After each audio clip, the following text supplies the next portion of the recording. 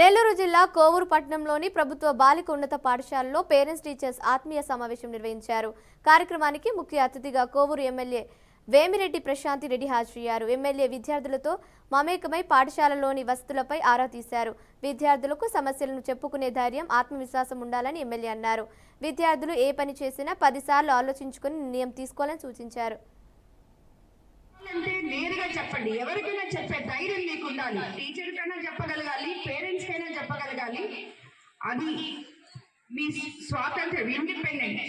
So మీరు చెప్పగలగాలి. చెప్పకుండా మీలో పెట్టుకొని మీరు బాధపడడం ఇవన్నీ కూడా చేయకూడదు.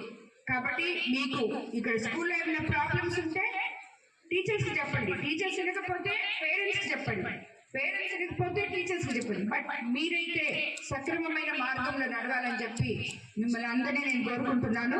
ఏది మంచో ఏది చెడో మీరు చదువుకోవడానికి అన్ని మీ ముందరున్నాయి. అది చూసి మీరు నేర్చుకోవాలి, కానీ ఎక్కడ పట్టకూడదు.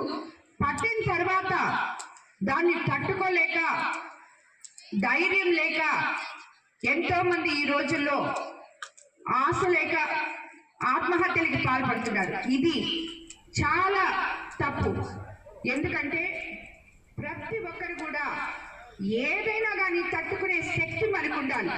ఇంతమంది పిల్లలతో, ఇంతమంది పేరెంట్స్తో, అధికారులతో, దాతలతో, అలాగే ఓల్డ్ స్టూడెంట్స్తో, అందరితో ఒక్కసారిగా ఒకే వేదిక మీద ఇటువంటి ఆలోచన తీసుకొచ్చిన మన ముఖ్యమంత్రి చంద్రబాబు నాయుడు గారికి, అలాగే విద్యామంత్రి లోకేష్ బాబు గారికి మనం అందరం